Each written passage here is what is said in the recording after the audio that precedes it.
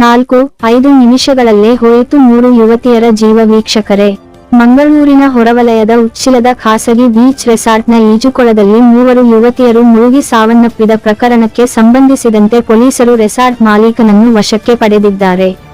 ರೆಸಾರ್ಟ್ನಲ್ಲಿ ನಿಯಮ ಪಾಲನೆ ಮಾಡದಿರುವುದೇ ಘಟನೆಗೆ ಕಾರಣ ಎಂದು ಮೇಲ್ನೋಟಕ್ಕೆ ತಿಳಿದುಬಂದಿದೆ. ಈ ಹಿನ್ನೆಲೆಯಲ್ಲಿ ರೆಸಾರ್ಟ್ ಮಾಲೀಕನನ್ನ ವಶಕ್ಕೆ ಪಡೆದುಕೊಂಡಿದ್ದಾರೆ.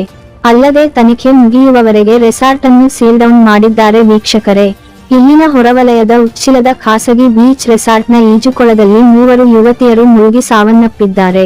ಮೈಸೂರು ಮೂಲದ ಇಂಜಿನಿಯರಿಂಗ್ ಅಂತಿಮ ವರ್ಷ ಓದುತ್ತಿದ್ದ ನಿಶಿತಾ, ಪಾರ್ವತಿ, ಕೀರ್ತನಾ ನಿನ್ನೆ ರೆಸಾರ್ಟ್ಗೆ ಹೋಗಿದ್ದರು. ವೀಕ್ಷಕರೇ, ಬೆಳಗ್ಗೆ 10 ಗಂಟೆ ಸುಮಾರಿಗೆ ಸ್ವಿಮ್ಮಿಂಗ್ ಪೂಲ್ಗೆ ಇಳಿದಿದ್ದಾರೆ.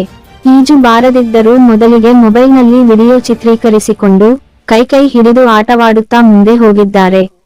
ಅದರಲ್ಲಿ ಓರ್ವ ಯುವತಿ ಸ್ವಿಮ್ಮಿಂಗ್ ಪೂಲ್ನಲ್ಲಿದ್ದ ಟ್ಯೂಬ್ ಎತ್ತಿಕೊಳ್ಳಲು ಯತ್ನಿಸಿದ್ದಾಳೆ. ಆದರೆ ಈಜುಕೊಳ ಆಳ ಇದ್ದ ಕಾರಣ ಮುಳುಗಲು ಯತ್ನಿಸಿದ್ದಾಳೆ. ಆಕೆಯನ್ನು ಮತ್ತೋರ್ವ ಯುವತಿ ರಕ್ಷಿಸಲು ಮುಂದಾಗಿದ್ದಾಳೆ.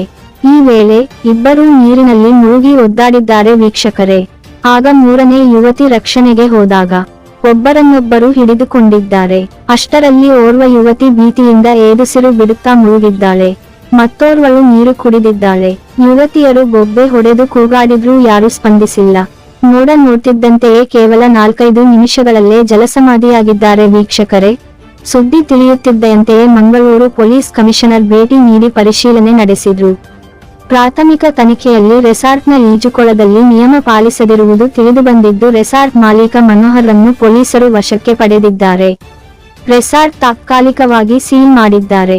ಇನ್ನು ಮೈಸೂರು ಕುರುಬಾರಹಳ್ಳಿ 4ನೇ ಕ್ರಾಸ್ ನಿವಾಸಿ ನಿಶಿತಾ 21 ವರ್ಷ, ಮೈಸೂರು ರಾಮಾನುಜ ರಸ್ತೆ ಮೊಹಲ್ಲಾ ನಿವಾಸಿ ಪಾರ್ವತಿ 20 ವರ್ಷ, ಮೈಸೂರು ವಿಜಯನಗರ ದೇವರಾಜ ಮೊಹಲ್ಲಾ ನಿವಾಸಿ ಕೀರ್ತನಾ 21 ವರ್ಷ ಮೃತರಾಗಿದ್ದು ಪೋಷಕರು ಕಣ್ಣೀರಾಕುತ್ತಾ ಮಂಗಳೂರಿಗೆ ತೆರಳಿದ್ದಾರೆ. ವೀಕ್ಷಕರೇ,